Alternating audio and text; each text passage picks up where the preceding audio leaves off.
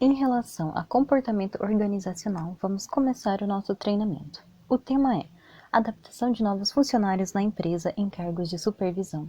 Atualmente, as empresas estimulam o crescimento interno. Sendo assim, vamos falar sobre funcionários que começaram na operação e com os processos seletivos internos foram crescendo dentro da empresa. Dentro desse tema, nosso treinamento é voltado para qual forma os coordenadores e gerentes devem agir com esses novos funcionários. Vamos usar como exemplo geral para o treinamento o case da indústria fictícia X. A indústria X adota o sistema de crescimento interno para seus funcionários. Então, a empresa abriu o processo seletivo para a ocupação de cargos de nível de supervisão. Com a entrada dos novos supervisores, houve uma desestabilização dos funcionários da operação, nesse primeiro momento, afetando a rotina, a produtividade da organização e seus rendimentos financeiros. Os novos funcionários da supervisão saíram da área operacional da empresa, então não possuíam experiência na função. A administração percebeu que a falta de vivência prática na nova função desses supervisores estava afetando negativamente os resultados da empresa. Os funcionários da operação não estavam entendendo a nova rotina e acabou ficando bagunçado com a mudança e, como consequência, ficaram desmotivados. Bom, vamos começar a entender um pouco sobre comportamento humano e como ele se relaciona com o ambiente organizacional. Lopes define comportamento como a relação entre organismo e ambiente, e para analisar o comportamento deve ser considerado o fluxo interacional. O que é o fluxo interacional?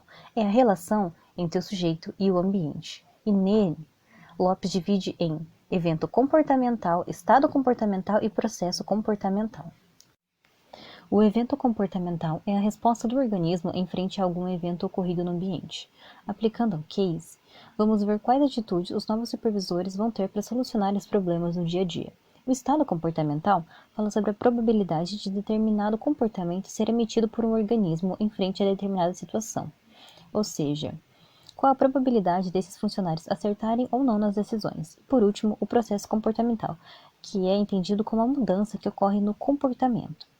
No início, o funcionário será controlado por regras. Segundo Albuquerque, Ball e Matos, o comportamento controlado por regras é aquele que recebe estímulos verbais antecedentes, ou seja, avisos, instruções, conselhos, ordens e leis. Aplicando o que Ball diz, a tendência é que com o tempo o comportamento, que até então é mecânico seguido por regras, vá se tornando mais comum ao decorrer do tempo, se tornando modelado implicitamente. Os coordenadores e gerentes da empresa devem analisar alguns aspectos nos novos supervisores. Nessa análise entra a análise individual, onde se deve ver se o supervisor está se comportando como um líder no ambiente, a análise interpessoal, que é ver a relação dele com os subordinados e superiores, a análise grupal, que deve ver a relação dele com os grupos e equipes de trabalho formais e informais, e a análise intergrupal, que é a relação dele com as outras áreas da empresa. Como notamos, esses itens de análise temos em foco a interação do indivíduo com o ambiente da organização, que são pessoas, estrutura, tecnologia e o próprio ambiente. O resultado dessa interação de forças essenciais é chamado de comportamento organizacional. Como o comportamento organizacional está relacionado com os objetivos da empresa? O comportamento do funcionário reflete no trabalho e afeta diretamente a produtividade e a forma como ele desempenha a função. Um funcionário motivado e satisfeito com a empresa tem o comportamento dele ideal na interação com os colegas de trabalho e acaba proporcionando um ambiente agradável, gerando qualidade no desempenho da função. Quando um funcionário está desmotivado, acontece ao contrário. No nosso caso, podemos notar que a falta de experiência dos novos supervisores afetou a interação entre funcionários, alterando a rotina, afetando a motivação e a produtividade. Os funcionários ficaram apreensivos nesse primeiro momento, que é o momento de adaptação dos novos supervisores. O desempenho individual e o desempenho do grupo conduzem a organização ao fracasso ou ao sucesso, visto que todas as áreas estão relacionadas como um organismo vivo. Com a desestabilização dos funcionários da operação, cabe então ao novo supervisor aprender como motivar a sua equipe. É importante que ele aprenda e estude sobre os grupos e suas motivações. Dentro da empresa, as pessoas têm tendência de se agrupar das mais diferentes formas e das mais variadas identidades. A interação e a criação de grupos parte das pessoas com similaridades na personalidade e experiências vivenciadas. Sendo assim, dentro da organização, existem grupos formais e informais que devem ser analisados para manter a motivação organizacional. Aprender como os grupos se dividem será mais prático para ver o que motiva cada pessoa dos grupos, se é dinheiro, desafio, poder ou outros. Para ajudar o supervisor a entender melhor o que motiva os funcionários, existem algumas teorias. A mais antiga é a de Maslow, de 1954, que é a teoria das hierarquias das necessidades. É uma pirâmide, onde do topo até a base temos autorrealização, estima, sociais, seguranças e necessidades fisiológicas. Outra teoria é de Viktor Frankl, de 64, onde ele afirma que, quando o indivíduo quer muito atingir algo, com a sua percepção da possibilidade, ela pode se concretizar. Essa teoria tem em seu modelo de análise o esforço individual em favor dos objetivos almejados, ou seja, o resultado do esforço do indivíduo acaba motivando ele cada vez mais. Em relação à contribuição da motivação para o desempenho no trabalho, podemos destacar a teoria dos 4 impulsos. Nela diz que existe impulso de adquirir, que é o objetivo de buscar experiências pessoais, impulso de vincular, que é de relações sociais. Podemos destacar aqui os grupos informais. Impulso de aprender, que é o de satisfazer as curiosidades, e impulso de nos defender, tanto física quanto socialmente. Agora vamos contextualizar os 4 impulsos. Por exemplo, um funcionário que trabalha em uma multinacional e tem interesse em fazer um intercâmbio a trabalho com a filial de sua empresa no exterior, ele trabalha com muita qualidade e impulso para se destacar no meio dos demais funcionários, buscando dessa forma alcançar o seu objetivo, ou seja, impulso de adquirir. Na filial estrangeira, ele precisa saber o idioma nativo, então ele busca fazer um curso para aprender a se comunicar. Esse é o impulso de aprender.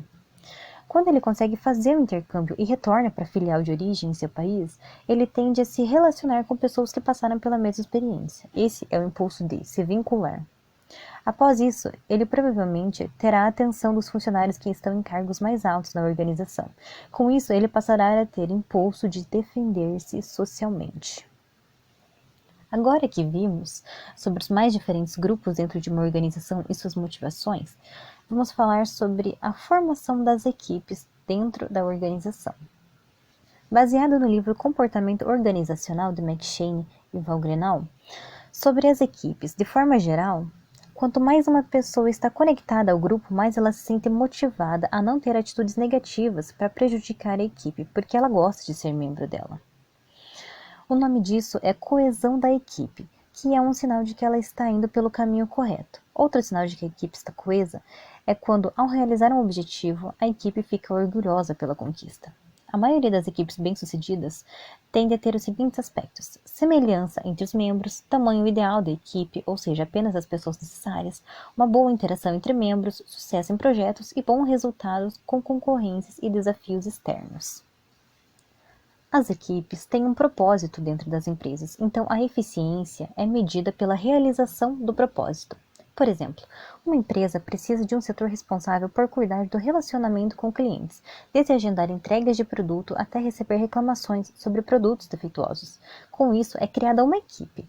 Essa equipe vai desenvolver esse setor, desde a aquisição de equipamentos, softwares, funcionários e treinamentos. Essa equipe começa a fazer um levantamento de tudo o que precisa. Com vários pontos de vista sobre um mesmo assunto, é possível ter uma visão bem ampla do que precisa e é possível prever com mais facilidade quais problemas podem surgir. Ao final do levantamento, começam a comprar os itens necessários e a contratar os funcionários. Após o treinamento adequado para esses funcionários, eles começam a trabalhar no setor interagindo com os clientes. A equipe responsável pela criação desse setor acompanha por alguns meses para ver os indicadores e ver se estão cumprindo todas as metas. Se o resultado for positivo, a equipe cumpriu o seu propósito, tendo eficiência. Para ser um bom supervisor dentro da organização, ele precisa ser um bom líder. Mas o que é liderança? Segundo Nystrom, liderança é o processo de influenciar e apoiar outras pessoas para que elas trabalhem para a obtenção de determinados objetivos. Como desenvolver a capacidade de liderança? Bom, existem alguns traços para identificar pessoas com perfil de liderança. Traços primários exigem a força de vontade, motivação, energia, honestidade, integridade e autoconfiança. Traços secundários: capacidade cognitiva, carisma, conhecimento dos negócios, flexibilidade, adaptabilidade, originalidade, entre outros. Para desenvolver a capacidade de liderança, é preciso desenvolver as habilidades técnicas, humanas e conceituais. Por exemplo, um líder que possui boas habilidades técnicas e tem várias ideias, mas não tem bom relacionamento, uma boa comunicação, acaba não tendo êxito na função. então é preciso desenvolver as 3 habilidades de uma só vez. Quais são os estilos de liderança e as influências que exercem sobre o comportamento humano? Os estilos de liderança é a combinação entre habilidade, traço e atitude que é exibida no comportamento de uma pessoa. Pode ser líderes positivos, que agem com base em recompensas. Líderes negativos, que agem com ameaça, medo, grosseria e penalidades. Líderes autocráticos, centralizam em si o poder e a tomada de decisão. Consultivos, que pedem contribuição de ideias a todos da equipe. Participativos, o líder e o grupo agem como uma unidade. Sendo assim, para ajudar os novos supervisores da empresa X, os coordenadores e os gerentes devem criar um bom planejamento para receber esses profissionais que se mostram promissores. É preciso dar a eles um bom treinamento voltado para a capacidade técnica e liderança, um acompanhamento com profissionais experientes na mesma função, e formas de ganharem autonomia, mas de forma acompanhada. Para estabilizar os funcionários no momento de transição dos supervisores, seria bom oferecer aos funcionários da operação acompanhamento com psicólogos para analisar o comportamento e a motivação, oferecer palestras motivacionais e comportamentais e encontrar formas de unir e criar uma boa relação entre a equipe, porque se criarmos laços entre a equipe, aumentará o desempenho no trabalho.